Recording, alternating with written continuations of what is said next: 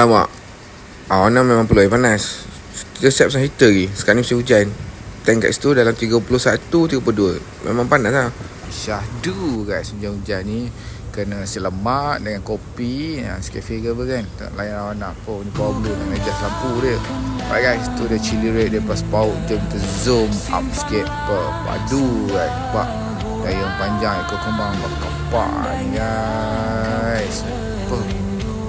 Handsome dia guys. Nampak dia main-main kat lampu. Dia datang, dia pergi. So very good guys. Dia pun sampai dalam 3-4-5 hari dia dah stable. Nampak tu dia dayung dia. Ya Allah, cantiknya dia. Okay guys, apa-apa kasih Roger, kita layan lagu ni jap. Okay guys, so yang terbaik dia hantar terbaik. Okay, kita masuk kualiti baik-baik punya. So ini 12 inci. Memang kualiti dah nampak. Ikan boleh cun dah okay? Cross ke cross, ikan cun dah guys. Okay, layan guys. Awana, air sejuk problem. Air panas tak ada masalah. Okay, selalunya sakit akan cuncur bila air sejuk. Tambah sekarang musim hujan. Okay, kita pasang heater tu. Kau nak heater, pergi back kuning kita. Okay, right? Jumpa lagi, bye-bye.